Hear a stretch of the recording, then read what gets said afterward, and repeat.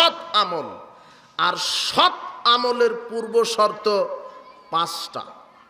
সৎ আমলের পূর্ব শর্ত 5টা, প্রধান ভূমিকা রাখে 3টে, তার পাশাপাশি আছে আরো 2টে। আপনার আমল কবুলের পূর্ব শর্ত 5টা, আমল কবুলের পূর্ব শর্ত 5টা। আর যদি 5টা শর্ত ঠিক থাকে তাহলে ওই আমলটা সৎ। আপনার সালাত, সিয়াম, হজ, যাকাত, তাসবিহ, তাহলিল, কোরআন মাজিদ তেলাওয়াত, দান, সাদাকা, শহীদ, আল্লাহর রাস্তায় জিহাদ করা, যত আমলই করেন সব আমলের পূর্বে 5টা জিনিস দেখতে হবে। কয়টা? 5টা। 5টা হলো পূর্ব শর্ত। 5টা জিনিস ঠিক আছে যার, তার হলো সৎকর্ম। 5টা যার ঠিক নাই, তার কর্ম ঠিক নয়, সৎ নয়। আল্লাহ বলছেন ফামান কানা ইয়ারজু লিকা রাব্বিহি, যে ব্যক্তি আল্লাহর, তার রবের সাক্ষাৎ কামনা করে সে যেন সৎকর্ম করে। তার সৎকর্ম, আপনার এই কর্ম যে সৎ, আপনার এই কর্ম যে সুন্দর, আপনার এই আমল যে সৎ, এটা বোঝার জন্য মানদণ্ড প্রধান হচ্ছে 3টে। 1, বিশুদ্ধ আকীদা। বিশুদ্ধ কি? আকীদা। আকীদা যদি বিশুদ্ধ হয়, এরপরে যেটা আমল করবেন ওই আমলটা সৎ হবে। 2, বিশুদ্ধ তরিকা। তরিকা যদি সঠিক হয়, একজন মানুষের তরিকা, যেই ব্যক্তিটার নাম মুহাম্মদ সাল্লাল্লাহু আলাইহি ওয়াসাল্লাম। 3, বিশুদ্ধ ইখলাস। ইখলাসটা যদি ঠিক থাকে তাহলে আপনার আমলটা ঠিক হবে। 4, ইবাদতের পূর্বে হালাল পবিত্র রুজি। হালাল পবিত্র রুজি যদি ঠিক থাকে ইবাদত ঠিক হবে, আমল ঠিক হবে। 5, দেহ পাক, কাপড় পাক, শরীর পাক, জায়গা পাক। দেহ পাক, কাপড় পাক, শরীর পাক, জায়গা পাক, স্থান পাক। এই 5টা হলো ইবাদত কবুলের পূর্ব শর্ত। দেখি এই 5টা আপনার ঠিক আছে কিনা। এই 5টা যদি ঠিক থাকে আপনার আমল ঠিক, 5টা যদি ঠিক না থাকে আপনার আমল বাতিল। বোঝা যায়নি মনে হয়। তার 1, বিশুদ্ধ আকীদা। আকীদা কি? আল্লাহ কোরআন মাজিদে বলছেন উকদাতুন নিকাহ, বিবাহ বন্ধন। নারী এবং পুরুষের যে বিবাহটা, এটাকে আল্লাহ বলেছেন একটা গিট, বিবাহ বন্ধন, আবদ্ধ। ওখান থেকে আকীদা, আকীদা শব্দটা এসেছে। আকীদা শব্দের অর্থ হচ্ছে বাঁধন, গিরা, গিট দেওয়া, শক্ত করে বাঁধা। আমার আকীদা বিশুদ্ধ হতে হবে। আকীদা মানে বিশ্বাস মালা। আমি আল্লাহকে দেখিনি, কবর বিষয়ে আমার চিন্তা ধারণা নেই, জান্নাত জাহান্নাম দেখিনি, নবী রসুল দেখিনি, আমি এরপরও বিশ্বাস করব, এটা হলো আমার আকীদা। আমি আল্লাহকে বিশ্বাস করব, নবীকে বিশ্বাস করব, জান্নাত জাহান্নামকে বিশ্বাস করব। যেটা না দেখেই দৃঢ়ভাবে বিশ্বাস করা হয় সেটা হলো আকীদা। আর এই আকীদা, এই বিশ্বাসটা আপনার সঠিক হতে হবে। তাই তো ইমানের রুকন 6টি। প্রথমে আপনি বলছেন আমানতু বিল্লাহে, এরপরে বলছেন আমানতু বিল্লাহে ওয়া মালাইকাতিহি ওয়া কুতুবিহি ওয়া রাসূলিহি ওয়াল ইয়াউমিল আখির ওয়াল কদরে খায়রি ওয়া শাররিহি। আল্লাহর প্রতি বিশ্বাস, ফেরেশতাকুলের প্রতি বিশ্বাস, নবী রাসূলদের প্রতি বিশ্বাস, কিতাব সমূহের প্রতি বিশ্বাস, তাকদীরের প্রতি বিশ্বাস, পরকালের প্রতি বিশ্বাস। 6টা হলো ইমানের রুকন, 6টা হলো ইমানের স্তম্ভ। এই 6টা রুকনকে আপনার বিশ্বাস করতে হবে, সঠিকভাবে বিশ্বাস। আকীদা পোষণ করতে হবে সঠিকভাবে আকীদা। যদি এই ইমানে আপনার আকীদা বিশুদ্ধ না হয় তাহলে আপনি হবেন মুশরিক অথবা কাফের। কেমন করে? আপনি বলছেন আমানতু বিল্লাহ, আল্লাহর প্রতি ঈমান আনলাম, তো আপনার আল্লাহর প্রতি ঈমান কেমন? আল্লাহ বলছেন সূরা বাকারা 137 আয়াত, আল্লাহ বলছেন ফাইন আমানু বিমিসলি মা আমানতুম বিহি ফাকাদ ইহতাদাও। লক্ষ্য করুন, খুব খেয়াল করে লক্ষ্য করুন, খুব খেয়াল করে। আল্লাহ বলছেন,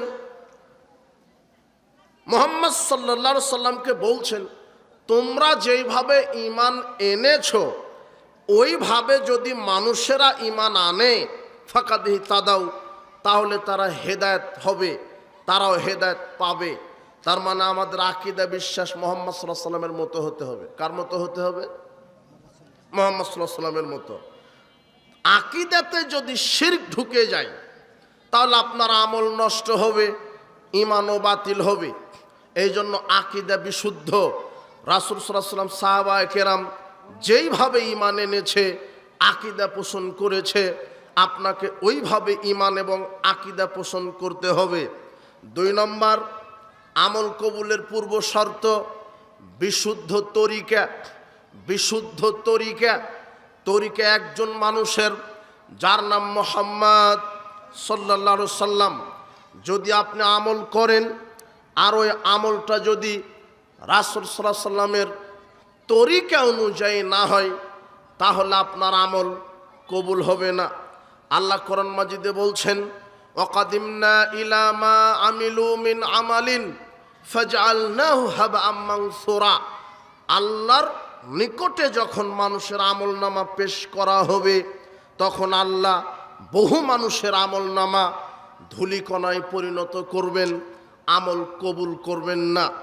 আল্লাহ অন্যত্র বলছেন, আমিলাতুন নাসিবা, মানুষ আমল করে ক্লান্ত শ্রান্ত হবে, হতাশ হবে, হায় আফসোস আমি এত আমল করেছি, আমার আমল আজকে কবুল হলো না কেন। মানুষ বিচারের মাঠে হাত কামড়াবে আর আফসোস করবে, হায় আমি যদি রসুলের তরিকায় চলতাম, অমুককে যদি বন্ধু না বানাতাম। এইভাবে মানুষ বিচারের মাঠে আফসোস করবে।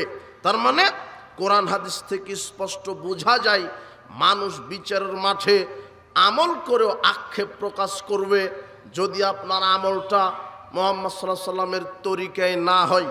এই জন্য আপনার আমলটা মুহাম্মদ সাল্লাল্লাহু আলাইহি সাল্লামের তরিকায়, মুহাম্মদ সাল্লাল্লাহু আলাইহি সাল্লামের সুন্নাহ অনুযায়ী হতে হবে।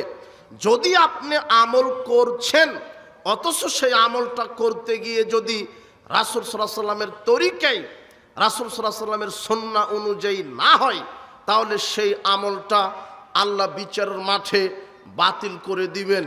সেই আমল আল্লাহ গ্রহণ করবেন না, সেই আমল গ্রহণযোগ্য হবে না, সেই আমল কবুল হবে না। তাই আপনাকে যে কোনো আমল করতে গেলে রাসূল সাল্লাল্লাহু আলাইহি সাল্লামের তরিকা অনুযায়ী করতে হবে। আল্লাহ বলছেন, ইয়া আইয়ুহাল্লাযিনা আমানু আতিউল্লাহ ওয়া আতিউর রাসূলা, তোমরা আল্লাহর আনুগত্য করো, রাসূলের আনুগত্য করো। ওয়ালা তুবতুলু আমালাকুম, তোমাদের আমলকে নিষ্ফল করে দিও না, তোমাদের আমলকে নিষ্ফল করে দিও না। আল্লাহ সুবহানাহু ওয়া তাআলা বলছেন, রাসূল সাল্লাল্লাহু আলাইহি সাল্লামের ইত্তেবা যদি না করে অন্য কারো তরিকায় পদ্ধতিতে যদি আমল করেন তাহলে আমল বাতিল হবে। আপনার সমাজে অনেক মানুষ আছে যারা আমল করছে রাসূল সাল্লাল্লাহু আলাইহি সাল্লামের তরিকায় নয়, রাসূল সাল্লাল্লাহু আলাইহি সাল্লামের পদ্ধতিতে নয়।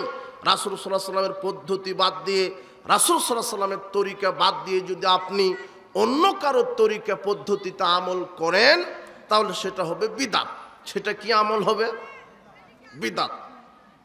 বেদাত কি? বেদাত হচ্ছে নতুন আবিষ্কার।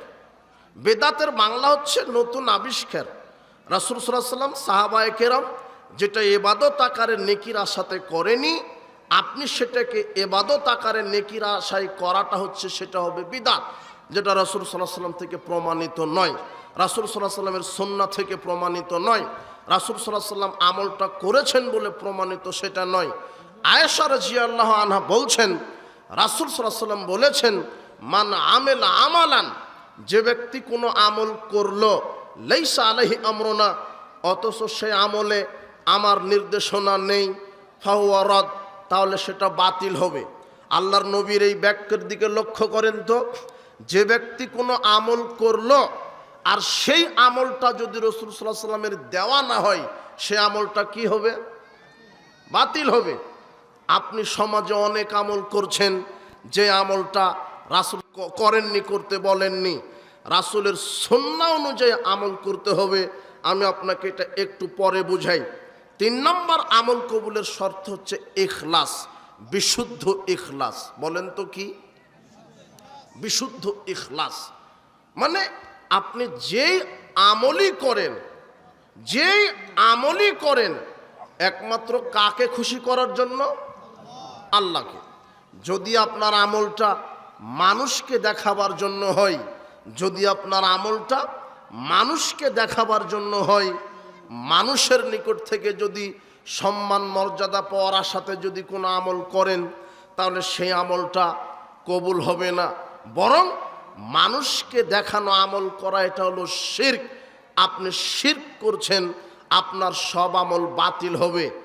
মাহমুদ বিন লাবিত রাদিয়াল্লাহু আনহু বলছেন, আল্লাহর নবী বললেন, সাহাবীগণ শোনো, ইন্না খাওয়াফু মা খাফু আলাইকুমুশ শিরকুল আসগার। আমি তোমাদের উপরে সবচেয়ে যেটা বেশি ভয় করি সেটা হলো ছোট শিরক। আমি তোমাদের উপরে সবচেয়ে যেটা বেশি ভয় করি সেটা হলো ছোট শিরক। সাহাবীগণ বলছেন, আল্লাহর নবী, ছোট শিরক কি? ছোট শিরক কাকে বলে?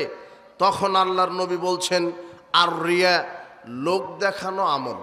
লোক দেখানো আমল কি? ছোট শিরক। লোক দেখানো আমল কি? ছোট শিরক। আপনি আল্লাহকে খুশি করা বাদ দিয়ে মানুষকে দেখাবার জন্য, মানুষের নিকটে সম্মান মর্যাদা পাওয়ার জন্য যখন আমল করবেন, তখন আপনার ইখলাসটা ঠিক হলো না, আপনার আমল কবুল হবে না, আপনি হবেন মুশরিক। আবু উমামা বাহিলি রাদিয়াল্লাহু আনহু বলছেন, রাসূল সাল্লাল্লাহু আলাইহি ওয়াসাল্লাম বলছেন, ইন্নাল্লাহা লা ইয়াকবালু মিনাল আমালে ইল্লা মা কানা লাহু খালিসান। নিশ্চয় আল্লাহ ওই ব্যক্তির আমল কবুল করেন না যে ব্যক্তি বিশুদ্ধ ইখলাসের সাথে আমল করে না, একমাত্র আল্লাহকে খুশি করার জন্য আমল করে না, ওই ব্যক্তির আমল আল্লাহ কবুল করেন না। আবু হুরায়রা রাদিয়াল্লাহু আনহু বলছেন, রাসূল সাল্লাল্লাহু আলাইহি ওয়াসাল্লাম বলেছেন, রাসূল সাল্লাল্লাহু আলাইহি ওয়াসাল্লাম কি বলছেন? ইন্না আউওয়ালান নাসে ইউজা আলাইহি ইয়াউমাল কিয়ামা। বিচারের মাঠে সর্বপ্রথম যাকে আল্লাহর কাঠগড়াতে ডেকে বিচার করবেন, যাকে দিয়ে জাহান্নাম উদ্বোধন করবেন, 3 শ্রেণীর মানুষ। কয় শ্রেণীর মানুষ দিয়ে প্রথম জাহান্নাম উদ্বোধন হবে? 3 শ্রেণী। 3 শ্রেণীর মানুষ দিয়ে আল্লাহ প্রথম জাহান্নামকে উদ্বোধন করবেন। এক, রজুলুন উস্তুশহিদা। প্রথম যাকে দিয়ে জাহান্নাম উদ্বোধন করা হবে সে হলো শহীদ। শহীদকে দিয়ে আল্লাহ জাহান্নাম উদ্বোধন করাবেন। ফাউতিয়াবি ফারফাউ নি'মাতাহু। শহীদকে আল্লাহ কাঠগড়াতে ডেকে বলবেন, মা আমিলতা ফিহা, শহীদ আপনি কি আমল করেছেন আপনি বলেন। তখন আল্লাহ জিজ্ঞাসা করবে, তুমি কি আমল করেছো তুমি বলো। তখন শহীদ বলবে, আল্লাহ কাতালতু ফিক হাত্তা উস্তুশহিদতু। আমি আপনার জন্য লড়াই করেছি, জিহাদের মাঠে রক্ত দিয়ে জান দিয়ে শহীদ হয়েছি। তখন আল্লাহ বলবেন, কাযাবতা, তুমি মিথ্যা বলছো, তুমি মিথ্যা বলছো। ইন্নাকা লিআইয়ুকালা হুয়া জারিয়ুন। তুমি জিহাদ করেছো জিহাদের মাঠে, কিন্তু নিয়তটা ছিল মানুষ যাতে তোমাকে বাহাদুর বলে। তুমি আমাকে খুশি করার জন্য জিহাদ করনি, তুমি আমাকে খুশি করার জন্য শহীদ হওনি, তুমি মানুষের নিকট থেকে বাহাবা পাওয়ার জন্য, মানুষের নিকট থেকে সম্মান মর্যাদা পাওয়ার জন্য তুমি জিহাদ করে শহীদ হয়েছ। তোমার নিয়তের ত্রুটি ছিল, তোমার ইখলাসটা বিশুদ্ধ ছিল না। সুম্মা উমিরা বিহি ফাসহিবা আলা ওয়াজহিহি তুলকিয়া ফিন্নার। আল্লাহ তখন ফেরেশতাদেরকে বলবেন, ফেরেশতা এই শহীদকে উল্টা মুখে ধাক্কাতে ধাক্কাতে জাহান্নামে নিক্ষেপ করো। প্রথম যাকে জাহান্নামে নিক্ষেপ করা হবে বলেন তো সে কে? শহীদ। আচ্ছা, শহীদকে দিয়ে জাহান্নাম উদ্বোধন করলেন কেন? তার ইখলাস কি ছিল না, তার নিয়ত ঠিক ছিল না। অথচ শহীদদের মর্যাদা যে এত বেশি, আল্লাহর নবী বলছেন, লিশ-শাহিদ ইনদাল্লাহি সিত্তু খিসালিন। আল্লাহর নিকটে শহীদদের 6টা বিশেষ পুরস্কার রয়েছে। আল্লাহর নিকটে শহীদদের 6টা বিশেষ পুরস্কার রয়েছে। এক, ইউগফারু লাহু ফি আউয়ালি দাফআতিন। শহীদদের শরীর থেকে রক্তের প্রথম ফোঁটা মাটিতে পড়ার পূর্বেই আল্লাহ তার সব পাপ ক্ষমা করে দেন। ওয়রামা কাদাহু মিনাল জান্নাহ, তাকে দুনিয়াতেই জান্নাতের থাকার জায়গা দেখিয়ে দেওয়া হয়, এটা 1 নম্বর পুরস্কার। 2, ইউজারু মিন আযাবিল কবর, শহীদকে কবরের শাস্তি থেকে আল্লাহ বাঁচিয়ে দেন, তার কবরের শাস্তি হয় না। 3, ওয়ায়ামানু মিন ফাজিল আকবার, আল্লাহ শহীদকে কিয়ামতের বিভীষিকাময় শাস্তি থেকে বাঁচিয়ে দিবেন। 4, ইউযাউ আলা রাসিহি তাজুল ওয়াকারিল ইয়াকুতাতি খায়রুম মিনাদ দুনিয়া ওয়া মা ফিহা, শহীদকে আল্লাহ বিচারের মাঠে এমন মর্যাদার মুকুট পরিয়ে দিবেন যাতে থাকবে ইয়াকুত, যাতে থাকবে মণিমুক্তা, যা দুনিয়া এবং দুনিয়ার মধ্যে যা কিছু আছে সব বিক্রি করলেও মুকুটের মতো মূল্য হবে না। এত দামি মুকুট শহীদের, মর্যাদার মুকুট শহীদের মাথায় পরিয়ে দেওয়া হবে। 5, ইউজাউযু সিনতাইনা সাবিনা যাওজাতাম মিনাল হুরিল আইন, শহীদকে আল্লাহ জান্নাতি 72 জন হুরের সাথে বিবাহ দিয়ে দিবেন। 6, শহীদকে আল্লাহ বলবেন, শহীদ তোমার যারা আত্মীয় 70 জন যারা আত্মীয় জাহান্নামের আগুনে পুড়ছে, জাহান্নামে চলে গেছে, সেই 70 জন আত্মীয়কে তুমি জাহান্নাম থেকে বাহির করে জান্নাতে প্রবেশ করিয়ে দাও। 6টা বিশেষ পুরস্কার মর্যাদা। যেই শহীদকে আল্লাহ এত ক্ষমতা দিবেন যে তুমি তোমার আত্মীয়কে জাহান্নাম থেকে বাহির করে জান্নাতে দাও, ওই মানের শহীদকে দিয়েই জাহান্নাম উদ্বোধন হবে, শুধু কি ঠিক না থাকার কারণে? ইখলাস, নিয়ত, ইখলাস। আজকে সমাজে অনেকেই ভালো ভালো আমল করে, আকীদাও ঠিক, আমলের ভিতরেও বিদাত নেই, সব ঠিক আছে, কিন্তু ইখলাসের ত্রুটি, ইখলাসের ত্রুটি, নিয়তের ত্রুটি। ও সালাত আদায় করছে, মনে করছে যে মানুষ দেখুক আমি বড় মুসল্লি। ও বছরে বছর উমরা করতে যায়, হজ করতে যায়, আর অন্তরের নিয়ত থাকে যে মানুষ আমাকে বলবে আলহাজ বছরে। আর এখন তো হজ উমরা ফ্যাশন হয়ে গেছে, যার টাকা আছে সেই হজ করতে গেছে, বছরে বছর উমরা করতে যায়। আরাফার মাঠে, মিনায়, মুজদালিফায় গিয়ে ওই যে প্রোফাইলে তারপরে সেলফি উঠিয়ে দেখাচ্ছে যে আমি হজ করতে এসেছি। এটা নিয়ত যদি থাকে এরকম যে মানুষ আমাকে আলহাজ বলবে, মানুষকে দেখানোর জন্য যারা আমল করছে এদের ইখলাস ঠিক নেই। এই আমল করার পরও তাকে কোথায় যেতে হবে? জাহান্নাম, যদি ইখলাস ঠিক না থাকে। এই যে শহীদ সবচেয়ে বড় আমল, কিন্তু এই আমলটাও সৎ হবে না যদি কি ঠিক না থাকে? ইখলাস, নিয়ত। আপনার এই জিহাদ, সালাত, সিয়াম, হজ, জাকাত, উমরা একমাত্র কাকে খুশি করার জন্য? আল্লাহকে। এই জন্য মানুষকে দেখাবার জন্য আমল করবেন না, তাহলে রিয়া হবে, ওটা হলো শিরক হবে। আর ওই আমলটা শিরক হওয়ার কারণে আপনার জাহান্নাম ঘোষণা হবে, ওই আমলটা সৎ হবে না। দ্বিতীয় যেই ব্যক্তিকে দিয়ে জাহান্নাম উদ্বোধন করা হবে সে হবে আলেম। আল্লাহর নবী বলছেন রজুলুন, এরপরে ওই ব্যক্তিকে আল্লাহর কাঠগড়াতে আনা হবে। তাআল্লামাল ইলমা ওয়া আল্লামাহু কারাল কোরআন, যেই ব্যক্তি আলেম, কোরআন শিখেছে নিজে, মানুষকে কোরআন শিখিয়েছে, কোরআনের কারি ছিল, এমন ব্যক্তিকে বিচারের মাঠে আনা হবে। আল্লাহ বলবেন তুমি কি আমল করেছ?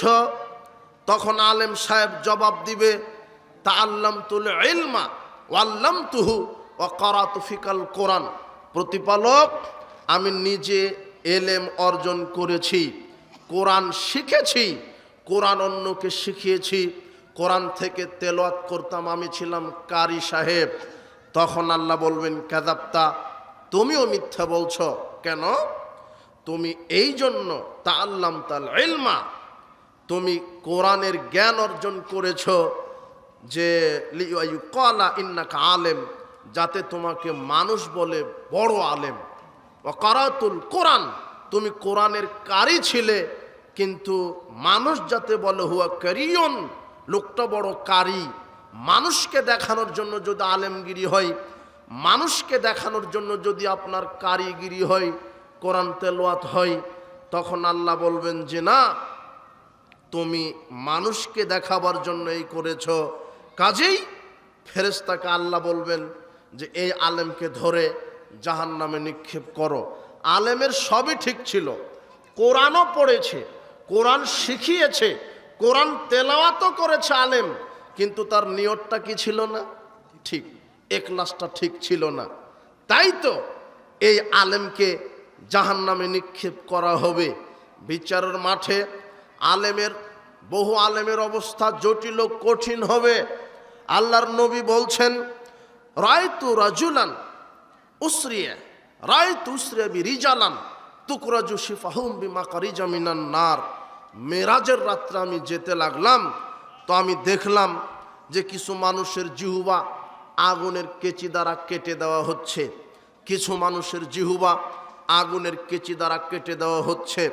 আমি বললাম, মান হাওলায়া জিবরাইল, জিবরাইল এই ব্যক্তিকে যার জিহ্বা আগুনের কেচি দ্বারা কেটে দেওয়া হচ্ছে। তখন জিবরাইল বলছে, হাওলায়ে খুতবাও মিন উম্মাতিক, এরা আপনার উম্মতের যারা বক্তা আলেম বক্তব্য দিয়ে বেড়াতো, এদের জিহ্বা আগুনের কেচি দ্বারা কেটে দেওয়া হচ্ছে। কি কারণে? আল্লাযিনা ইয়ামুরুনা আন-নাসা বিল বিররি ওয়া ইয়ানসাউনা আনফুসাহুম, এরা জাতিকে ভালো কথা বলতো কিন্তু নিজে ভালো করতো না। যে আলেম ভালো কথা বলে, যে আলেম ভালো কথা বলে কিন্তু ভালো আমল নিজে করে না, তার কবরে জিহ্বা আগুনের কেচি দ্বারা কেটে দেওয়া হবে। আল্লাহর নবী আরেক হাদিসে বলছেন যে ইউজাওয়াবির রাজুলি ইয়াউমাল কিয়ামা ফায়ুলকা ফিন নার, এক শ্রেণীর মানুষকে জাহান্নামে নিক্ষেপ করা হবে।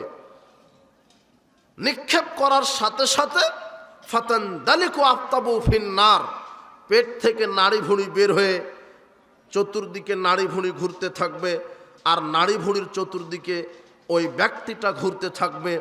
ওই ব্যক্তিটা হলো আলেম। আলেম মানুষের নাড়ি ভুঁড়ি বের হয়ে যাবে, আর আলেম তার নাড়ি ভুঁড়ির চতুর্দিকে ঘুরতে থাকবে। ইস্তামিউ আহলু নারে আলাইহে, জাহান্নামীরা ওই আলেমের পাশে অবস্থান করে বলবে, একত্রিত হয়ে বলবে, আইয়া ফুলান মা শানুকা, হাই অমুক আলেম, আপনার এই কি অবস্থা? কুনতা তা'মুরুনা বিল মারুফ ওয়া তানহা আনিল মুনকার, আপনি যে মানুষকে ভালো কাজের আদেশ করতেন আর খারাপ কাজের নিষেধ করতেন, তো আপনার এই অবস্থা কেন? তখন আলেম বলবে, কুনতু আমুরুকুম বিল মারুফ ওয়া লা আতিহি, আমি নিজে ভালো কাজের কথা বলতাম জাতিকে, কিন্তু আমি নিজেই পালন করতাম না। আর আমি মানুষকে খারাপ কাজের নিষেধ করতাম, কিন্তু নিজেই খারাপ কাজ করতাম। কত আলেম আছে যে সুদের বিরুদ্ধেই বক্তব্য দিচ্ছে, কিন্তু নিজেই সুদের ব্যাংকের সাথে জড়িত আছে। কত আলেম আছে বলছে যে মদ হারাম, কোরআন মাজিদ থেকে মদের আয়াত তেলাওয়াত করে বলছে মাদক হারাম, কিন্তু নিজেই মদ খায়, ওর জর্দা খায়, সিগারেট খায়, বিড়ি খায়।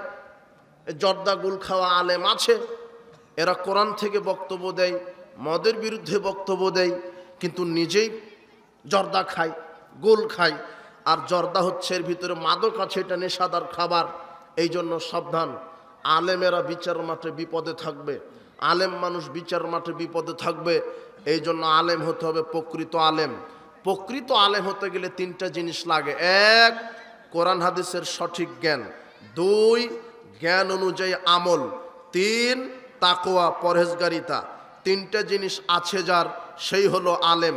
তিনটা জিনিস আছে যার, সেই হলো আলেম। এক, কোরআন হাদিসের সঠিক জ্ঞান, বিশুদ্ধ জ্ঞান; দুই, জ্ঞান অনুপাতে আমল; তিন, তাকওয়া পরহেজগারিতা। অনেক আলেম আছে, তাদের এলেম আছে, আমল নেই। আল্লাহর নবী বলছেন, আমি বাইতুল মুকাদ্দাসের দিকে আমাকে নিয়ে যাওয়া হলো, আমি ঘুমিয়েছিলাম, আমি স্বপ্নে দেখছি দুজন ব্যক্তি আমার দুই ডানা ধরে নিয়ে যাচ্ছে বাইতুল মুকাদ্দাসের দিকে। যেতে যেতে একটা দৃশ্য দেখলাম, কি? রজুলুন জালিসুন অরজুলুন কায়েমুন বিয়াদিহি, এক ব্যক্তি বসে আছে আর আরেক ব্যক্তি দাঁড়িয়ে, হাতে আছে লোহার সাঁড়াশি। ইন্নাহু ইয়াদখুলু জালিকাল কাল্লুবা বিশিদকিহি হাত্তা ইয়াবলুগা কাফাহু, লোয়ার সাঁড়াশি গালের ভিতরে ঢুকে দিচ্ছে, গাল চিরে যাচ্ছে। সুম্মা ইয়াফআলু বিশিদকিল আখার মিসলা যালিক, দ্বিতীয় গালে দিচ্ছে, গাল চিরে যাচ্ছে। প্রথমটা ভালো হয়ে যাচ্ছে, আবার প্রথমটা চিরে দিচ্ছে, দ্বিতীয়টা ভালো হচ্ছে। ফায়ুমালু ইলা ইয়াউমিল কিয়ামা ফায়ুসনাউ ইলা ইয়াউমিল কিয়ামা, এইভাবে তার গাল চিরা হচ্ছে, হবে কিয়ামত পর্যন্ত। আমি জিজ্ঞাসা করলাম যে মান হাদা, এই যে ব্যক্তিটার গাল চিরে দেওয়া হচ্ছে, এই ব্যক্তিটার অপরাধ? তখন দুজন ফেরেশতা আমাকে বলছেন যে যেই ব্যক্তিটার গাল চিরে দেওয়া হচ্ছে এ হলো মিথ্যুক, এ হলো মিথ্যা কথা বলতো। তার মানে যে মিথ্যা কথা বলে তার কবরের শাস্তি হবে, দুই গালটা লোহার সাঁড়াশি দিয়ে চিরে দিবে, এটা কিয়ামত পর্যন্ত। এরপর আল্লাহ নবী বলছেন হাত্তা আতাইনা আলা রাজুলিন মুস্তাজিন আলা কাফাহু, এমন একটা ব্যক্তির পাশ দিয়ে গেলাম যেই ব্যক্তিটা শুয়ে আছে আর তার মাথার পাশে দাঁড়িয়ে আছে আর একজন ব্যক্তি, হাতে আছে পাথর। ফেরিনাও সাখরাতিন ইয়াসদাকু বিহি রাসাহু, এই পাথর দিয়ে তার মাথাতে মারছে। হাজারা ফাংতালাকি ইলাইহি, মারার সাথে সাথে পাথর ছিটকে দূরে চলে গেল। ফেরেশতাটা ওই পাথরটা আনতে আনতে মাথা ঠিক হয়ে যাচ্ছে, আবার মাথায় মারছে, মাথা ফেটে যাচ্ছে। তখন আমি জিজ্ঞাসা করলাম এই ব্যক্তিটার কি অপরাধ, কে এই ব্যক্তি যে মাথা ফাটানো হচ্ছে? তখন জিবরাইল আর মিকাইল আমাকে বলছেন রাজুলুন আল্লামাহুল্লাহুল কোরআন, ও হলো আলেম। কবরে মাথা ফাটানো হবে কার? আলেমের। অপরাধ কি? কবরে মাথা ফাটানো হবে তিন শ্রেণীর মানুষের। বুখারী, দুটোই বুখারীর হাদিস, 1386 নম্বর একটা হাদিস আর 7047 নম্বর একটা হাদিস। একই হাদিসের রাবি, একই ঘটনা, বর্ণনাতে একটু পার্থক্য আছে। তিন শ্রেণীর মানুষের মাথা ফাটানো হবে কবরে। এক, আলেম। দুই, হাফেজ। তিন, যারা 5 ওয়াক্ত ফরজ সালাত আদায় করে না। যারা 5 ওয়াক্ত সালাত আদায় করে না তাদের কবরের শাস্তি মাথা ফাটিয়ে দেওয়া হবে। কেন? ওই যে ফানাম আনহু বিল্লাইল, আল্লাহর নবী বলছেন কেন মাথা ফাটানো হচ্ছে? তখন জিবরাইল আর মিকাইল বলছে যে এই আলেম শুধু রাতে ঘুমাতো, ওয়ালাম ইয়ামাল ফি বিন নাহারে, এলেম অনুপাতে আমল করতো না। যেই আলেম এলেম অনুপাতে আমল করে না তার কবরে মাথা ফাটানো হবে। যেই আলেম এলেম অনুপাতে আমল করে না তার কবরে মাথা ফাটানো হবে। এক, তার মানে আলেমের শাস্তি হবে। দুই, ইয়াখুজুল কোরআন ফায়ার ফুজুহু, এবারে হাফেজ সাহেব, হাফেজকে আল্লাহ কবরে মাথা ফাটিয়ে শাস্তি দিবেন। কোন হাফেজ? যে হাফেজ সাহেব হেফজ করেছিল কোরআন, কিন্তু শয়তানি বদমাশি করে কোরআন ভুলে ফেলেছে, কোরআন চর্চা করেনি, কোরআন অনুযায়ী আমল করে না।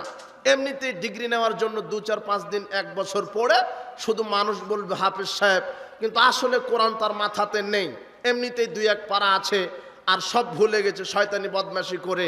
এই আলেমকে কবরে মাথা ফাটিয়ে দিবে। এইভাবে কিয়ামত পর্যন্ত শাস্তি, পরকালে তো জাহান্নাম আছে।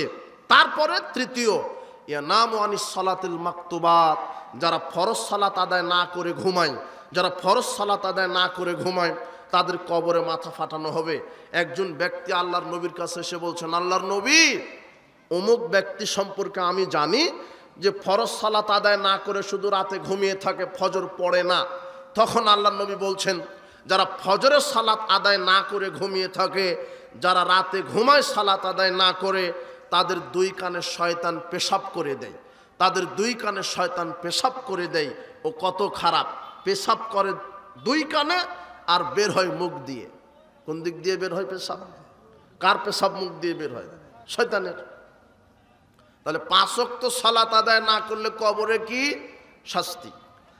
আমি ওটা বুঝাইনি, আমি এটা বুঝাতে এসেছি যে 3 শ্রেণীর মানুষকে দিয়ে জাহান্নাম উদ্বোধন হবে। তার এক হচ্ছে আলেম, যে আলেম এলেম অনুপাতে আমল করে না, সঠিকটা জানার পরেও জাতিকে বলে না। আবু হুরায়রা রাদিয়াল্লাহু আনহু বলছেন, রাসূল সাল্লাল্লাহু আলাইহি ওয়াসাল্লাম বললেন, মান সুয়েলা আন ইলমিন, যে আলেমকে জানা বিষয়ে জিজ্ঞাসা করা হলো, ফাকাতামাহু, জানার পরও যে আলেম শরীয়তকে গোপন করে রাখলো, হকটা জাতির সামনে বলল না, আলজামাহুল্লাহু বিল লিজামি মিন নারি ইয়াউমাল কিয়ামা, আল্লাহ তাকে জাহান্নামের লাগাম পরিয়ে জাহান্নামে নিক্ষেপ করবে। আল্লাহ সেই আলেমকে জাহান্নামের লাগাম শিকল পরাবেন, পরে আলেমকে জাহান্নামে নিক্ষেপ করবেন। কোন আলেম? যেই আলেম সঠিকটা জানার পরে জাতির সামনে বলে না, হয় ইমামতি থাকবে না, চাকরি থাকবে না। যেই আলেম বেদাতকে বেদাত বলার সাহস রাখে না, যে আলেম শিরককে শিরক বলার সাহস রাখে না, যে আলেম হেকমতের দোহাই দিয়ে, দেশাচারের দোহাই দিয়ে, লৌকিকতার দোহাই দিয়ে, বাপদাদার দোহাই দিয়ে, সংখ্যা গরিষ্ঠতার দোহাই দিয়ে বেদাতের দালালি করছে, এই এক শ্রেণীর আলেমেরই কবরে মাথা ফাটানো হবে। কথা বুঝেছেন? এই আলেমেরই মাথা ফাটানো হবে যে সঠিকটা জানে না। এই আলেমকে আল্লাহ লোহার শিকল পরিয়ে জাহান্নামের লাগাম পরিয়ে জাহান্নামে নিক্ষেপ করবে। এক শ্রেণীর আলেমের অবস্থা হবে বিচার মাঠে করুন, এক শ্রেণীর আলেমের অবস্থা হবে বিচার মাঠে করুন। আলেমকে দিয়ে জাহান্নাম উদ্বোধন করা হবে। কোন আলেম?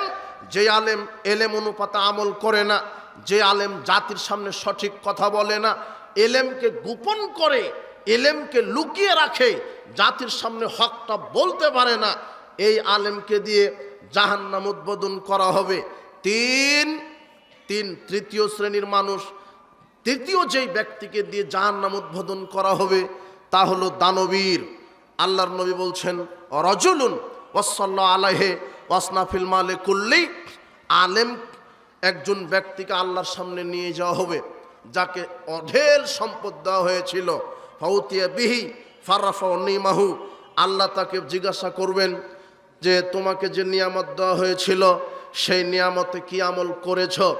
তখন এই ব্যক্তিটা বলবে, ইয়া রব, হ্যাঁ আমার প্রতিপালক, মা তারাকতু মিন সাবিলিন তুহিব্বু আইয়ুনফাকা ফিহি ইল্লা আনফাকতু ফিহি লাক। প্রতিপালক, আপনি যেখানে দান করতে বলেছেন আমি সেখানে দান করেছি। আপনি যেখানে দান করতে বলেছেন, আমি যেখানে দিলে আপনি খুশি হতেন সেখানেই দান করেছি। মসজিদ, মাদ্রাসা, এতিম, ফকির, মিসকিন সবাইকে দিয়েছি যাতে তুমি খুশি হও, তুমি যে চেয়েছো তাই। তখন আল্লাহ বলবে, কাযাবতা, তুমিও মিথ্যা বলছো। ফালতা, তুমি এই দান এই জন্য করেছো যে মানুষ যাতে তোমাকে বলে দানবীর, মানে নিয়ত ছিল মানুষকে দেখাবার জন্য। মসজিদেই করেছে দান, মাদ্রাসাতেই করেছে দান, তাফসির মাহফিলেই করেছে দান, কিন্তু নিয়ত কি ছিল? মানুষকে দেখানো, যে মানুষ বলুক যে লোকটা বড় দানবীর। এই নিয়তটা যদি থাকে তাহলে সে দান করার পরেও কোথায় চলে যাবে? দান তো একটা ভালো আমল, সৎকর্ম, কিন্তু নিয়তটা ঠিক না থাকার কারণে ওটার ভালো আমল হলো না। বুঝেননি মনে হয় কথা? শহীদ হওয়া এটা ভালো আমল, নিয়তটা ঠিক না থাকার কারণে আর শহীদ এটা ভালো আমল হলো না। ঠিক এই জন্যই বলা হলো, আল্লাহ বলছেন আমার সাথে সাক্ষাৎ করতে চাইলে সৎকর্ম করো। 5 ওয়াক্ত সালাত সৎ তখন হবে যখন এই শর্তগুলি ঠিক থাকবে। সালাত আদায় করবে একমাত্র কাকে খুশি করার জন্য? আল্লাহকে। সালাত আদায় করবে একমাত্র নবীর তরিকায়, সালাত আদায় করবে একমাত্র বিশুদ্ধ ইখলাসে। যদি এই 3টা ঠিক থাকে সালাত হবে সৎ, না হলে এই সালাত আদায় করেও মুশরিক হতে হবে। এইভাবে যত আমল করবেন এই 3টা বিষয় দেখতে হবে। চতুর্থ যে বিষয়টা দেখবেন সেটা হলো হালাল রুজি, পবিত্র রুজি। আমল করার পূর্বে পবিত্র হালাল রুজি ভক্ষণ করতে হবে। আল্লাহ কোরআন মাজিদে বলছেন, ইয়া আইয়ুহাল্লাযীনা আমানু কুলু মিন তাইয়্যিবাতি মা রাযাকনাকুম। হে বিশ্বাসীগণ, আমি জমিনে যেই রুজি দিয়েছি তা থেকে পবিত্র রুজি ভক্ষণ করো। যদি তোমরা আমারই শুকরিয়া আদায় করতে চাও, আমারই ইবাদত করতে চাও, তাহলে পবিত্র রুজি ভক্ষণ করো। ইয়া আইয়ুহান নাস কুলু মিম্মা ফিল আরদে হালালান তাইয়্যিবা। আল্লাহ বলছেন, পৃথিবীর মানব মণ্ডলী তোমরা হালাল পবিত্র খাও। পৃথিবীর মানব মণ্ডলী তোমরা হালাল পবিত্র খাও। তার মানে হালাল পবিত্র। শুধু হালাল খেতে বলেননি, শুধু হালাল খেলে ইবাদত কবুল হবে না, হালাল জিনিসটা পবিত্র হতে হবে। কথা বুঝেননি মনে হয়? হালাল জিনিসটা কি হতে হবে? পবিত্র। শুধু হালাল খেয়ে ইবাদত হবে না, হালাল জিনিসটা অপবিত্র হয়ে যেতে পারে। তাই লক্ষ্য রাখতে হবে যে হালাল জিনিসটা পবিত্র নাকি অপবিত্র। কেন? আল্লাহ বলছেন, নবী রাসূলকে বলছেন, ইয়া আইয়ুহার রাসূল কুলু মিনাত তাইয়্যিবাত ওয়া'মালু সলিহা। হে পৃথিবীর নবী রাসূলগণ, আগে পবিত্র রুজি ভক্ষণ করো, তারপরে সৎ আমল করো। আগে সৎ আমল না আগে পবিত্র রুজি? আগে পবিত্র রুজি, আগে সৎ আমল নয়। এই জন্য আগে সৎ আমলের পূর্বে পবিত্র রুজি। কিন্তু আপনার রুজিটা যদি অপবিত্র হয় তাহলে আমলের নেকি কবুল হবে না। আল্লাহ বলছেন, পৃথিবীর মানুষ হালাল পবিত্র খাও। হালাল জিনিস অপবিত্র হয়ে যেতে পারে কিভাবে?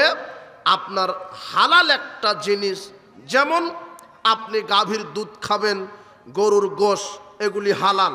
আপনার যমুনা নদীর মাছ, পাশে যমুনা নদী, যমুনা নদীর মাছ সুন্দর, আপনার রূপচাঁদা মাছ, পদ্মার ইলিশ আপনার সারিয়াকান্দি বাজারে উঠেছে, 2 কেজি ইলিশ কিনলেন। ইলিশ হালাল না হারাম? হালাল। বলছেন যে 2 কেজি ইলিশ দেন, তো 2 কেজি ইলিশ আপনি নিলেন, ইলিশ হালাল। কিন্তু আপনার পকেটের টাকাটা যদি সুদের, ঘুষের, চুরি করা, দুর্নীতির হয়, তাহলে ইলিশ এখন অপবিত্র। বুঝেননি মনে হয় কথা? এই ইলিশ খেয়ে আর ইবাদতের নেকি কবুল হবে না। কেন? ইলিশ যেই টাকা দিয়ে কিনেছেন সেটা হয়তোবা ঘুষের, সেটা হয়তোবা দুর্নীতির, সেটা হয়তোবা চুরির, অথবা সেটা হলো সুদের। কাজেই হারাম ইনকাম করে হারাম টাকা দিয়ে হালাল রুজি কেনার পরও ইবাদত কবুল হবে না। হালাল জিনিস অপবিত্র হবে যদি টাকাটা হারাম হয়, উপার্জনটা হারাম হয়। এই জন্য সাবধান, সুদ ঘুষ খাবেন না, ঘুষ খাবেন না, সুদ খাবেন না। আপনি হারাম খেয়ে ইবাদত করলে ইবাদত কবুল হবে না। ইবাদতের আমল কবুলের 4 নাম্বার পূর্ব শর্তই হচ্ছে হালাল পবিত্র রুজি ভক্ষণ করা। পবিত্র রুটি যদি না হয় ইবাদত কবুল হবে না। আবু হুরায়রা রাদিয়াল্লাহু আনহু বলছেন, রাসূল সাল্লাল্লাহু আলাইহি ওয়াসাল্লাম বলেছেন, ইন্নাল্লাহা তাইয়্যিব লা ইয়াকবালু ইল্লা তাইয়্যিবা। আল্লাহ হচ্ছেন পবিত্র, তিনি পবিত্র ছাড়া কিছু কবুল করেন না। আল্লাহ হচ্ছেন নিজে পবিত্র, তিনি পবিত্র ছাড়া কিছু কবুল করেন না। ওয়ান্নাল্লাহ আমারা বিল মুমিনিনা বিমা আমারা বিহিল মুরসালিন। আল্লাহ নবী রাসূলকে যে নির্দেশ দিয়েছে, মুমিন নারী পুরুষকে একই নির্দেশ দিয়েছে। সেই নির্দেশ কি? তোমরা হালাল পবিত্র রুজি ভক্ষণ করো। সুম্মা যাকারা রাজুলা ইউতিলু সাফারা আশআস আখবারা। এরপরে আল্লাহর নবী সাহাবীদেরকে বললেন, শোনো, একজন ব্যক্তির ঘটনা তোমাদেরকে বলি। লোকটা ছিল মুসাফির, মরুদ্যানে চলছিল, চুলগুলি এলোমেলো, গায়ে ধুলাবালি মাখা। ইয়ামুদ্দু ইয়াদাইহি ইলাস সামায়ে, তার 2টা হাত আকাশের দিকে উত্তোলন করে বলছে, ইয়া রব্বি ইয়া রব্বি, হে প্রতিপালক, আমার দোয়া কবুল করেন। তখন আল্লাহর নবী বলছেন, ওয়ামালবাসু হারাম, তার পোশাক ছিল হারাম, ওয়ামাতআমু হারাম, তার পেটের খাদ্যদ্রব্য ছিল হারাম, ওয়ামাশরাবু হারাম, তার পানি ছিল হারাম, ওয়াগুযিয়া বিল হারাম, তার গাড়ি বাড়ি ব্যবসা প্রতিষ্ঠান সবই ছিল হারাম। ফান্নাস্তাজাবুলি জালেক হবে। তার মানে শরীরের পোশাকটা যদি হারাম টাকাতে হয় তাহলে ইবাদতের নেকি কবুল। পেটের খাদ্য যদি হারাম হয় তাহলে আমল কবুল। ব্যবসা প্রতিষ্ঠান যদি হারাম হয়, গাড়ি বাড়ি যদি হারাম হয় তাহলে আমল কবুল হবে না। আপনি বলছেন, মাওলানা সাহেব, এই যে আমার ব্যবসা প্রতিষ্ঠান, মোটরসাইকেলের শোরুম, 20 কোটি টাকা ইনভেস্ট করা আছে। আমি বললাম, ভাই 20 কোটি টাকা কিভাবে পেলেন? বলছে যে ব্যাংক থেকে লোন নিয়েছি। মোটরসাইকেলের শোরুম হারাম। কেন? ব্যাংকের লোন সুদ। কথা বোঝা যায়নি মনে হয়। আপনি বলছেন যে ভাই এটা আমার মুদির দোকান, 1 কোটি টাকা ইনভেস্ট করা আছে। আমি বললাম, টাকা কোথায় পেলেন? তো ব্যাংকের লোন নিয়েছি 1 কোটি টাকা, মুদির দোকানে এই ব্যবসা হারাম। কেন? এর ব্যবসার দ্রব্যগুলো যা আছে সব হারাম টাকা, সুদের টাকা। উপস্থিত বৈঠকের মুসলিম দিনী ভাই বোন, আপনি ব্যাংক থেকে লোন করে গাড়ি করছেন কেন, বাড়ি করছেন কেন? কে বলেছে আপনাকে 5 তলা ফ্ল্যাট দিতে হবে? নিজে হালাল উপার্জন করে 50 তলা দেন, তাতে নিষেধ নাই। কিন্তু হারাম টাকা দিয়ে আপনি যদি বাড়ি করেন তাহলে ইবাদত আর কবুল হচ্ছে না। বুঝেননি মনে হয় কথা? ব্যাংক থেকে লোনের টাকা দিয়ে গাড়ি করছেন, বাড়ি করছেন, ব্যবসা করছেন, অসম্ভব, এটা হয় না। আর আমি তো জানি না যে আপনার এলাকায় জমি কট বন্ধকের ব্যবস্থা আছে কিনা। যদি জমি কট বন্ধক থাকে ওটাও হারাম। মানে 1 বিঘা জমি আমি 2 লক্ষ টাকা দিয়ে নিচ্ছি, 2 লক্ষ টাকা আপনি যতদিন আমাকে ফেরত না দিবেন আমি ততদিন জমি খেতেই থাকবো। এই হলো বন্ধক কট, এটাও হলো হারাম, এটাও সুদ। খাই খালাসি জায়েজ, কন্ট্রাক্ট জায়েজ, লিজ জায়েজ। 2 বিঘা জমি আমি 20,000 টাকা দিয়ে 1 বছরের জন্য নিলাম। 2 বিঘা জমি 1 বছর খেয়ে মালিককে, জমির মালিককে জমি ফেরত দিতে হবে। টাকার আমি ফেরত পাবো না। জমিতে যা ফসল পাবো সেটাই, টাকার আমি ফেরত পাবো না। এটা হলো জায়েজ। কিন্তু টাকা টাকায় থেকে যাচ্ছে, এটা হলো হারাম।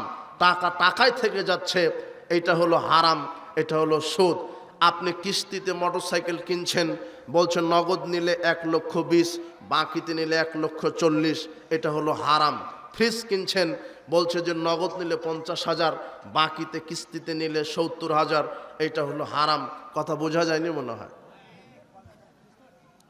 আপনি সমাজে হালাল খুর পাওয়াই কঠিন, প্রায় হারাম খুর। যে চাকরি করছে ও ঘুষ খায়, ইল্লা মাশাআল্লাহ 2-1 জন ব্যতীত। যারা সৎভাবে চাকরি করতে চাচ্ছে তারা জুলুমের শিকার। চাকরি করতেই পারবেন না হারাম না খেলে, ভিত্তি খারাপ। ছোট বড় সবাই হারামখোর, ঘুষখোর। সবচেয়ে বড় অফিসার হবেন তখনই আপনি যত ঘুষ খাবেন আপনি তত বড় অফিসার হবেন আপনি। এটা বাংলাদেশের সিস্টেম।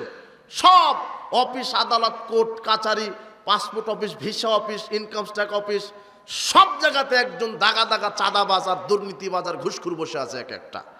এরা সালাতও আদায় করে, এরা হলো মুনাফিক। এই হারাম খেয়ে ইবাদত কবুল হবে না, সাবধান। আর বিড়িখুর, সিগারেটখুর আছে, জর্দাখুর, গুলখুর তো আছেই, সবাই খায়। হেডমাস্টার খায়, হেড মৌলানা খায়, ওই মুফতি খায়, সবাই খায়। আপনি খুঁজেই পাবেন না যে হালাল খুরকে।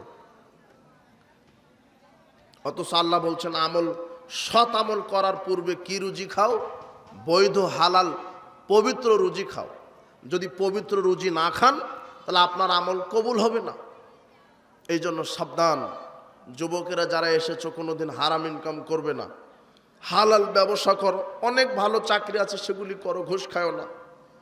ব্যবসা করো, রিক্সা চালাও, ভ্যান চালাও, বাদাম বিক্রি করে খাও, আলু পটল বিক্রি করে খাও, তবু ব্যবসা করো, হালাল ইনকাম করো। নোমান রাদিয়াল্লাহু আনহু বলছেন, আল্লাহর নবী, আমি শুধু ফরজ ইবাদতগুলি করব। আল্লাহ যেগুলি ইবাদত দিয়েছে শুধু ফরজ করব, বেশি অত সুন্নাত নফল পড়তে পারবো না। শুধু ফরজ, 5 ওয়াক্ত সালাত, ফরজ হজ, ফরজ সিয়াম। আর আমি একটা নিয়ত করেছি যে আমি কখনো হারাম খাবো না। লা হারামতুল হারাম, আমি হারাম খাবো না। আহলালতুল হালাল, শুধু আমি হালাল খাবো, পবিত্র খাবো, হারাম খাবো না।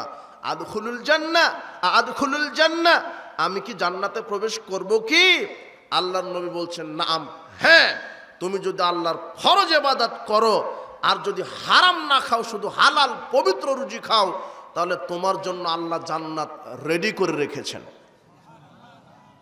তাহলে ইবাদত করার পূর্বে হালাল পবিত্র রুজি, এটা ইবাদত কবুলের পূর্ব শর্ত। হারাম খেয়ে ইবাদতের নেকি কবুল হবে না।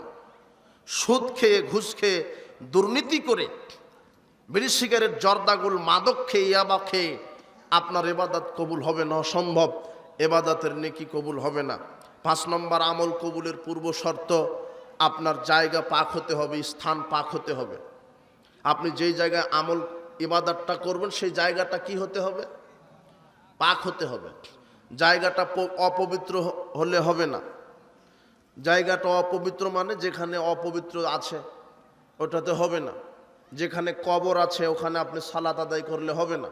আর বাংলাদেশের অধিকাংশ মসজিদগুলি কবর কেন্দ্রিক মসজিদ। মসজিদের জমির উপরে পীর সাহেবকে, বড় পীরকে, ছোট পীরকে, সভাপতিকে, সভাপতির বাপকে পুঁতে রাখা আছে। সভাপতি বলছে যে আমার বাপ মারা গেছে, মসজিদের জমিতে কবর দিতে হবে, আমি সভাপতি। যেই মসজিদের জমিতে কবর দেওয়া আছে ওই মসজিদে সালাত হবে না। কবরস্থান আলাদা করতে হবে, কবরস্থানই আলাদা। কবরস্থানের জন্য আলাদা ওয়াকফকৃত জমি থাকবে, সেটা ঘেরাও থাকবে চতুর্দিকে, আর ওখানে শুধু মানুষকে কবর দেওয়া হবে। মসজিদের জায়গাতে মানুষকে কবর দিলে ওই মসজিদে সালাত হবে না। আল্লাহর নবীর বাক্যটা বুঝেন তো দেখি, আল আরদু কুল্লুহা মসজিদ, সারা পৃথিবী মসজিদ। সারা পৃথিবী কি? সারা পৃথিবী সেজদা দেওয়ার স্থান, সারা পৃথিবী মসজিদ। ইল্লাল মাকবারাত ওয়াল হাম্মাম, তবে কবরস্থান আর গোসলখানা ব্যতীত। কি স্থান? কবরস্থান। তার মানে আপনার এই 10 শতক জমি আপনি মসজিদের জন্য ওয়াকফ করে মসজিদ নির্মাণ করলেন, তাহলে এটা মসজিদ হলো। কিন্তু ওই 10 শতক জমির ওপরে যদি আপনি একটা কবর দেন কোনো ব্যক্তিকে, ওটার মসজিদ থাকলো না, কি স্থান হয়ে গেল? কবরস্থান হয়ে গেল। আল্লাহ নবী কবরস্থান আলাদাভাবে উল্লেখ করেছেন। আপনার কবরস্থানের জন্য আলাদা ওয়াকফকৃত জমি থাকা লাগবে, যেখানে শুধু মানুষকে কবর দেওয়া হবে। কিন্তু আজকে অধিকাংশ মসজিদের জমিতে মানুষকে কবর দেওয়া হচ্ছে। আল্লাহর নবী বলছেন, লা তুসাল্লু ইলাল কুবুরে, তোমরা কবরের স্থানে কবরের দিকে সালাত আদায় করো না। নাহা রাসূলুল্লাহ সাল্লাল্লাহু আলাইহি ওয়াসাল্লাম আনিস সালাতি বাইনাল কুবুরে, রাসূল সাল্লাল্লাহু আলাইহি ওয়াসাল্লাম কবর স্থানে সালাত আদায় করতে নিষেধ করেছেন। কাজেই যেই মসজিদগুলি কবর কেন্দ্রিক, পরামর্শ থাকবে যে আগামীকাল হয় কবর খনন করে কবর স্থানান্তর করবেন, নাহলে মসজিদ স্থানান্তর করবেন। কথা বোঝা গেল না মনে হয়? নাহলে মসজিদে হচ্ছে না সালাত। শরীয়তকে শরীয়তের মতো বুঝতে হবে, আপনার মতো বুঝলে হবে না। এই জন্য 5 নম্বর শর্ত, স্থান পাক হতে হবে। শরীর পাকের কথা বলা হয়েছে, ওটা হালাল পবিত্র রুজি খেলে শরীর পাক হবে। পোশাকের কথা বলা হয়েছে। এই জন্য আমল কবুলের কয়টা শর্ত বললাম? 5টা। বিশুদ্ধ আকীদা, আপনার ইমানের ভিতরে যেন শিরক না ঢুকে। কবর পূজা, খানকা পূজা, মাজার পূজা, পীর পূজা শিরক।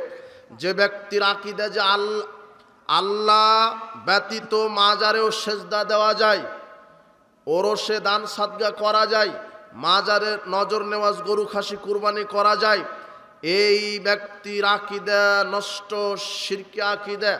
এই আকীদা থাকলে তার ঈমান নষ্ট, তার আমল কবুল হবে না, আমল বাতিল। এই জন্য আকীদা বিশুদ্ধ করবেন, ঈমান বিশুদ্ধ করবেন। 1 নম্বর আমল কবুলের পূর্ব শর্ত বিশুদ্ধ আকীদা। আপনার আকীদার ভিতরে যেন শিরক না ঢুকে। বহু মানুষের আকীদা যে যার পীর নাই তার পীর শয়তান, পীরের মুরিদ হলে জান্নাত ওয়াজিব হয়ে যায়, পীর জান্নাতে নিয়ে যাবে, পীরের সুপারিশ ছাড়া জান্নাত নাই, পীর কবরে জীবিত আছে, পীরেরা আকাবিরেরা মরেন না, এরা কবরে জীবিত। পীরকে সেজদা করলে, পীরের দরগায় গরু খাসি মানত করলে বালা মুসিবত দূর হয়ে যায়। এই আকীদা শিরক। ওরসে গরু খাসি মানত করলে বিপদ কেটে যায়, এই আকীদা শিরক। সাবধান, আকীদাকে বিশুদ্ধ করেন। মুহাম্মদ সাল্লাল্লাহু আলাইহি সাল্লাম নূরের তৈরি, এই আকীদা শিরক। মুহাম্মদ সাল্লাল্লাহু আলাইহি সাল্লাম হায়াতুন নবীতে বিশ্বাসী, এই আকীদা শিরক। মুহাম্মদ সাল্লাল্লাহু আলাইহি সাল্লামকে সৃষ্টি না করলে কিছুই সৃষ্টি করা হতো না, এই আকীদা শিরক। মুহাম্মদ সাল্লাল্লাহু আলাইহি সাল্লাম নবী রাসূলগণ গায়েব জানে, এই আকীদা শিরক। এগুলি অনেক শিরকি আকীদা রয়েছে। খানকা মাজার ওরস দরগাকে মূল্যায়ন করা শিরক, ছবি মূর্তিকে মূল্যায়ন করা শিরক। এই আকীদাগুলি শিরক। এই আকীদা নিয়ে ইবাদত করলে ঈমানই তো নষ্ট, আমল কবুল হওয়ার সুযোগ বহু পরে, আমল কবুলের সুযোগ নাই। এই জন্য 1 নম্বর আমল কবুলের শর্ত বিশুদ্ধ আকীদা। 2 নম্বর আমল কবুলের শর্ত বিশুদ্ধ ইখলাস। 3 নম্বর বিশুদ্ধ তরিকা। এই বিশুদ্ধ তরিকাটা আপনাকে বোঝাতে একটু সময় নিয়েছিলাম। 4 নম্বর হালাল পবিত্র রুজি। 5 নম্বর স্থান জায়গা পাক। 5টার মধ্যে 4টা মোটামুটি আপনাকে বলা হয়েছে। সর্বশেষ যেটা আপনার সাথে কথা, বিশুদ্ধ তরিকা, বিশুদ্ধ সুন্নাহর উপরে, বিশুদ্ধ তরিকার উপরে আপনাকে আমল করতে হবে। আপনি যে আমলটা করছেন, এই আমলটা করতে আপনাকে এখন আমল করতে, আমল কবুলের পূর্ব শর্ত 5টা, কিন্তু আপনার যে আমলটা শুদ্ধ হচ্ছে, এই আমলটা শুদ্ধ, এর পূর্বে আবার আপনাকে দেখতে হবে 5টা জিনিস। কয়টা? 5টা। 5টা জিনিস যদি আপনি দেখেন, তাহলে আপনি বুঝতে পারবেন যে আপনার আমলটা শুদ্ধ কিনা। 5টা জিনিস যদি আপনি দেখেন, তাহলে আপনি বুঝতে পারবেন আপনার আমল শুদ্ধ কিনা। যে কোনো আমল করার পূর্বে 5টা জিনিস দেখবেন। যে কোনো আমল, এক স্থান দেখবেন, যে আমলটা করছেন ওই আমলটা রাসূল সাল্লাল্লাহু আলাইহি ওয়াসাল্লাম কোন জায়গাতে করেছেন, আপনাকে ওই জায়গাতেই কি করতে হবে। বুঝেননি মনে হয় কথা। মনে করেন হজ করবেন, হজ, তো হজের জন্য একটা নির্দিষ্ট স্থান নেই, নাকি বাইতুল মুকাররমে গিয়ে 7 তবক দিলে হজ হয়ে যাবে? হবে না? টঙ্গীতে গেলেই তো হজ হয়, জানেন না? হ্যাঁ, বিশ্ব ইজতেমায় গেলে হজ হয়। এক শ্রেণীর কাঠমোল্লা বলছে না যে 3 বার বিশ্ব ইজতেমায় গেলে কিসের নেকি? হজের নেকি। টঙ্গীতে না, কাবা ঘরে গেলেও হজ হবে না, কাবা ঘর তওয়াফ করলে হজ হবে না, সাফা মারা সাই করলে হজ হবে না, মিনায় গেলে হজ হবে না, মুজদালিফায় গেলে হজ হবে না, কুরবানি করলে হজ হবে না, মাথা মুন্ডন করলে হজ হবে না, পাথর নিক্ষেপ করলে হজ হবে না, যতক্ষণ না আরাফার মাঠে পা না দিবেন। কথা বুঝেছেন? 1 সেকেন্ডের জন্য হলো কোথায় পা দিতে হবে? 9 জিলহজ তারিখে আরাফার মাঠে 1 সেকেন্ডের জন্য হলো পা দিতে হবে, না দেওয়া পর্যন্ত কি হবে না। এদিকে আপনি কাবা ঘর তওয়াফ করেছেন, সাফা মারা সাই করেছেন, সব ঠিক আছে, হজের কিছুই হয়নি যতক্ষণ না আপনি আরাফার মাঠে 1 সেকেন্ডের জন্য হলো কি না দিচ্ছেন, পা। যেখানে আরাফার মাঠে না যাওয়া পর্যন্ত হজ হয় না, আর শয়তান বলছে যে টঙ্গীতে গেলে হজ। কথা বুঝেননি?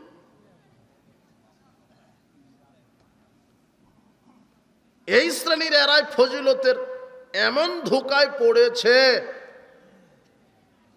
মুফতি সাহেবকে জিজ্ঞাসা করা হচ্ছে মক্কা মদিনা থেকে টঙ্গীর ইজতেমাতে মানুষ আসে কেন। মুফতি সাহেব এখন ফতোয়া দিচ্ছেন যে মক্কা মদিনা থেকে টঙ্গীতে আসছে, কাবা ঘরে 1 রাকাত সালাত আদায় করলে নেকি হয় 1 লক্ষ গুণ, আর টঙ্গীর মাঠে 1 রাকাত সালাত আদায় করলে নেকি হয় 49 কোটি গুণ। নাউজুবিল্লাহ লেখা আছে যে কিতাবে।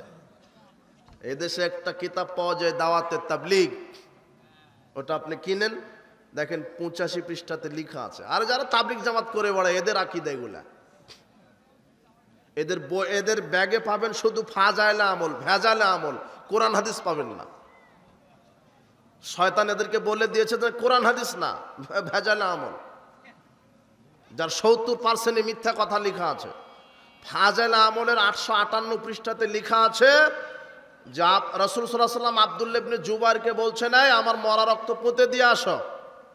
তো আব্দুল্লাহ ইবনে জুবাইর মরা রক্ত পোতার বদলে খেয়ে ফেলেছে। আল্লাহর নবী বলছেন, আমার মরা রক্ত কি করলে? তা আল্লাহর নবী, আমি খেয়ে ফেলেছি। তখন আল্লাহর নবী বলছেন, আমার রক্ত যার পেটের ভিতরে গেছে তার শরীর জাহান্নামের আগুন স্পর্শ করবে না। যদিও হাদিস জাল, বাতিল, বানানো। লেখক জাকারিয়া এই ঘটনা লেখার পরে লিখছে, যেহেতু রসুলের মরা রক্ত খাওয়া জায়েজ, তাই রসুলের পেশাব পায়খানা খাওয়াও জায়েজ। ওটা ভেজাল আমলে লেখা আছে, কেউ পড়ে না, দেখেও না। আর ওখান থেকেই ওই ফাজাল আমল থেকে বাংলাদেশের পীরেরা চিন্তা সর্বনাশ। তাহলে রসুলেরটা যদি খাওয়া জায়েজ হয়, তাহলে আমি তো রসুলের ওয়ারিস, পীরেরা রাসূলের কি? তো পীরাও বলছে যে কাজেই যা আমার পীরের গুমুত খাও, বাচ্চা হয়ে যাবে পেটে। এই জন্য পীরের পানের পিক ফেলতে দেয় না, পীরের গুমুত খায়। আর বাংলাদেশে এক শ্রেণী আছেই যারা হলো ওই যে বাউল ফাউল আছে না, এরা একটা খাদ্য তৈরি করে যেখানে ওই পেশাব দিয়ে পায়খানা দিয়ে, কত নিকৃষ্ট একটা মানুষের তৈরি করা। তাবলিগ জামাতে এসেছে স্বপ্নে, মাওলানা ইলিয়াস সাহেবের কাছে কিসে এসেছে? স্বপ্নে। তো এটা কি ধর্ম? আশ্চর্য কথা। স্বপ্নে এসেছে মানুষের কাছে, আর ইসলাম এসেছে মুহাম্মদ সাল্লাল্লাহু আলাইহি ওয়াসাল্লামের উপরে। আপনাকে ইসলামটা মানতে হবে। আপনি কষ্ট পায়েন না, ভুল বুঝেন না, আপনি দাওয়াত দেন, আমি আপনার দাওয়াত দেওয়াকে স্বাগত জানাই, কিন্তু আপনি দাওয়াত দিবেন কোরআন হাদিস, ওটা মানুষের লেখা কিতাব দাওয়াত দিচ্ছেন কেন? বুঝেননি মনে হয় কথা। আপনি কোরআন হাদিস বলেন, মিথ্যা ফজিলতের ধোঁকা দিচ্ছেন কেন? সাবধান। উপস্থিত বৈঠকের মুসলিম দিনী ভাই বোন, রাসূল সাল্লাল্লাহু আলাইহি সাল্লামের তরিকাতে আমল করতে হবে। রাসূল সাল্লাল্লাহু আলাইহি সাল্লামের তরিকা যদি আমল না করেন, তাহলে আমল বাতিল হবে। সমাজে বহু আমল আছে যেটা মানুষ ভ্রান্ত আমল করছে, বেদাতপূর্ণ আমল করছে। বিশ্বাস করেন রাসূল সাল্লাল্লাহু আলাইহি সাল্লামের তরিকা বাদ দিয়ে অন্য কারো তরিকাতে যদি আমল করেন তাহলে আমল কবুল হবে না। বলছিলাম যে কোনো আমল করতে গেলে কয়টা বিষয়? পাঁচটা। এক, স্থান, বুঝেননি কথা? দুই, সময়। দুই কি? যেই আমল যেই সময়ে রাসূল সাল্লাল্লাহু আলাইহি সাল্লাম করেছেন ওই আমল ওই সময় আপনাকে করতে হবে। যেমন আপনি হাট থেকে কুরবানির গরু কিনে এনেছেন, একেবারে বড় একটা ষাঁড় কিনে এনেছেন 5 লক্ষ টাকা দিয়ে। গরু কিনে কুরবানির দিনে ইমামকে বলছেন যে মাওলানা সাহেব ঈদের সালাত হয়নি, জামাত শুরু হয়নি, এর আগেই বলছেন মাওলানা সাহেব একটু মেরে দেন। বিসমিল্লাহ আল্লাহু আকবার বলে কি করে দেন? জব করে দেন। কুরবানি কবুল হবে না কেন? না না, 5 লক্ষ টাকা দামের গরু আপনারটা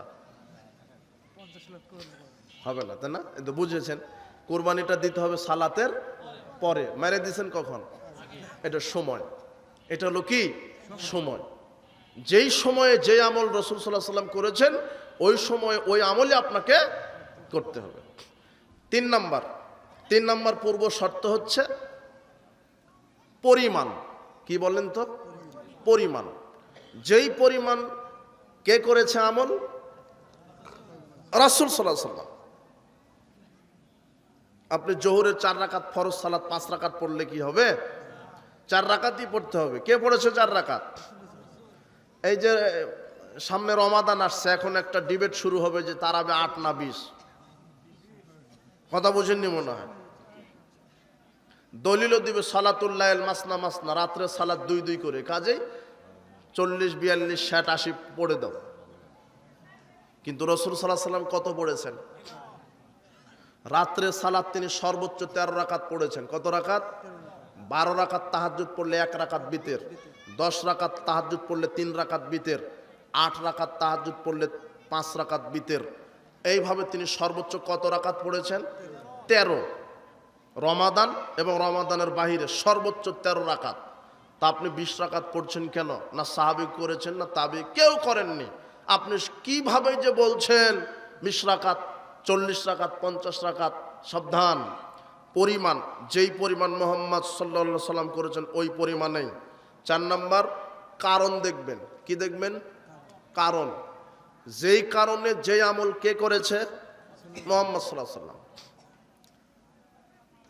সম্মিলিত মোনাজাত বিদাত। কে বলেছে সম্মিলিত মোনাজাত বিদাত? সম্মিলিত মোনাজাতের দলিল আছে। কোথায়? রাসূল সাল্লাল্লাহু আলাইহি সাল্লাম বৃষ্টি প্রার্থনার জন্য একটা সালাত আদায় করেছেন যার নাম সালাতুল ইস্তিসকা। বৃষ্টি প্রার্থনার কি সালাত। ওই সালাত শেষে আকাশের দিকে মুখ করে আকাশের দিকে হাত তুলে সাহাবায়ে কেরাম সবাইকে নিয়ে সম্মিলিত কি করেছেন? কি কারণে? তো দলিল নাই? আছে। কুনুতে নাজেলা। কুনুতে নাজেলা রাসূল সাল্লাল্লাহু আলাইহি সাল্লাম প্রত্যেক ফরজ সালাত যখন দীর্ঘ 1 মাস পর্যন্ত তিনি পড়তেন, কোনো দেশের কোনো রাষ্ট্রের জন্য দোয়া অথবা কাফের মুশরিকদের জন্য বদদোয়ার জন্য তিনি কুনুতে নাজেলা পাঠ করতেন মাঝে মাঝে। তখন তিনি সাহাবীদেরকে নিয়ে সালাতেই শেষ রুকু থেকে উঠার পরে সবাইকে নিয়ে এভাবে হাত তুলে কি করতেন? মোনাজাত করতেন। মোনাজাত। তাহলে এদের সম্মিলিত মোনাজাতের কয়টা দলিল পাওয়া গেল? 2টা। কিন্তু কি কারণে? কুনুতে নাজেলাতে। আর কি? সালাতুল ইস্তিসকায়। কিন্তু আপনি যে সভা, তাফসির, জালসা, বৈঠক, বিবাহ বৈঠক, জানাজা, দাফন, 5 ওয়াক্ত ফরজ সালাত, ইদায়েন, এগুলি শেষ করে সবাইকে নিয়ে যে সম্মিলিত মোনাজাত করলেন, রাসূল সাল্লাল্লাহু আলাইহি সাল্লাম তার 23 বছর জীবনে একদিনও করেননি। বোঝা যায়নি মনে হয়? এখন তো আপনার বিরুদ্ধে চলে গেল কথা, তা এখন বুঝবেন কি করে? সুদের বিরুদ্ধে বক্তব্য দিলে সুদখোরের কি ভালো লাগে? তো ভালো লাগবে না তো।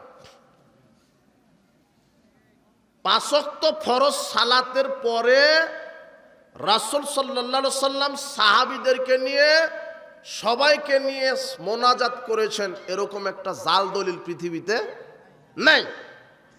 তো কারণ দেখেন, এখন আপনি বলছেন এটা তো ভালোই, তো নিষেধের দলিল কোথায়, করলে ক্ষতি কি? এটা আপনার যুক্তি। বড় আলেম করছে, সবাই করছে, অমুক মাযহাবের লোকেরা করে, সংখ্যাগরিষ্ঠ দোহাই দিয়ে আপনি করছেন। সারা পৃথিবীর সবাই যদি করে তবুও হবে না, যেহেতু মুহাম্মদ সাল্লাল্লাহু আলাইহি ওয়াসাল্লাম করেননি, চলবে না। আপনি বলছেন নিষেধের দলিল কোথায়? তাহলে আপনি তো মোটা হোসের লোক হয়ে গেলেন।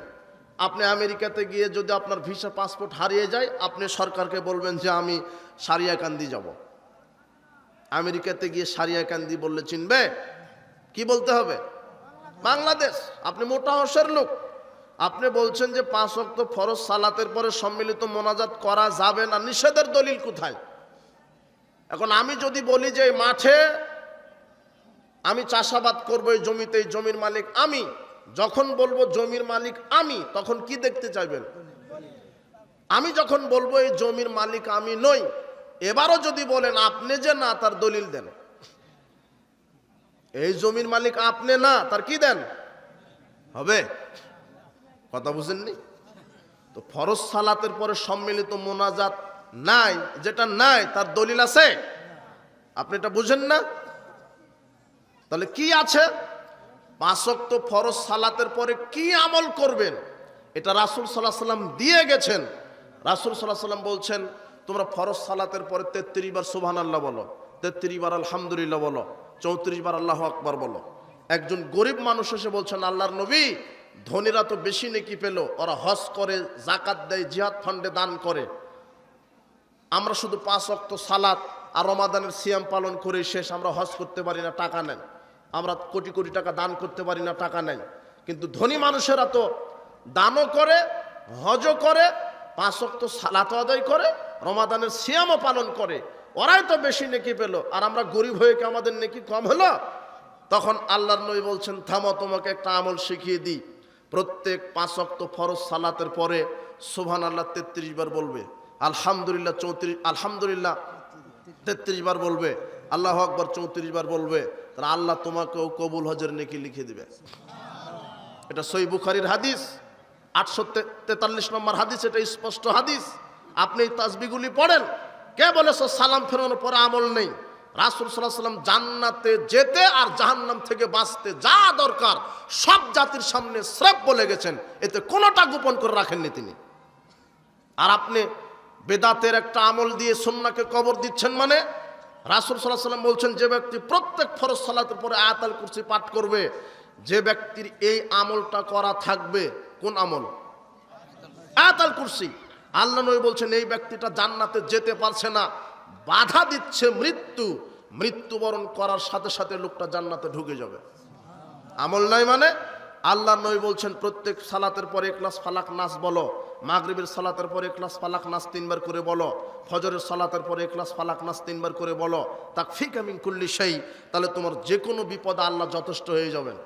আমল নাই মানে? সালাতের সালাম ফেরানোর পরে বলবেন আল্লাহু আকবার, আস্তাগফিরুল্লাহ, আস্তাগফিরুল্লাহ, আস্তাগফিরুল্লাহ, আল্লাহুম্মা আনতাস সালাম ওয়া মিনকাস সালাম, তাবারাকতা ইয়া যাল জালালি ওয়াল ইকরাম। এরপর আপনি সুবহানাল্লাহ 33 বার বলেন, আলহামদুলিল্লাহ 33 বার বলেন, আল্লাহু আকবার 34 বার বলেন। এরপরে আয়াতুল কুরসি পাঠ করেন, ইখলাস ফালাক নাস পড়েন। কত যে আমল দোয়া শিখিয়ে গেলেন, এগুলি পছন্দ হলো না আপনার? আপনি সালাম ফিরিয়ে 2 সেকেন্ডের জন্য বলছে বেহাক্কে লা ইলাহা ইল্লাল্লাহ। কি ঢং এগুলা? এরকম ঢং হলো? দোয়া করারও তার ঢং থাকে। আপনি আল্লাহর সাথে ঠাট্টা করলেন কেন? আশ্চর্য কথা। কি চাইলেন ওখানে? জনগণ, মুসল্লি বা কি চাইলো? আল্লাহর নবী বলছেন, ইন্না আহাদাকুম ইযা কামা ফি সালাতিহি, মানুষ যখন তার সালাতে দাঁড়ায়, ফাইন্নাহু নাজি রাব্বাহু, তখন সে সালাতের মধ্যে তার প্রভুর সাথে মোনাজাত করে। আর আপনি মোনাজাত করছেন সালাম ফেরানোর পরে, আর আল্লাহর নবী বলছেন মোনাজাত করে মানুষ কোথায়? সালাতের মধ্যে। আর আপনি করছেন কোথায়? সালাতের বাহিরে। সহিহ বুখারীর 405 নম্বর, 406, 416 3টা হাদিস আল্লাহ নবী বলছেন, মানুষ তখন আল্লাহর সাথে মোনাজাত করে যখন কোথায় থাকে? সালাতের মধ্যে। এদেশের 1999 জনই জানে না ও 5 ওয়াক্ত সালাতে কি বলে। অনেক আলেমই জানে না ও কি বলছে। গোটা সালাতটাই মোনাজাত। আপনি জানেন? এ দেখেন, আল্লাহু আকবার বলে তাকবীর তাহরিমের মধ্যে হাত বেঁধে কি পড়লেন? সানা। সানা পড়লেন না? আল্লাহুম্মা বাঈদ বাইনি ও বাইনা খাতায়ায়া কামা বা'দা বাইনাল মাশরিক ওয়াল মাগরিব। জানেন? জানবেন কি করে? শুধু এই আশায় বসে আছেন বেহাক্কে লা ইলাহা ইল্লাল্লাহ।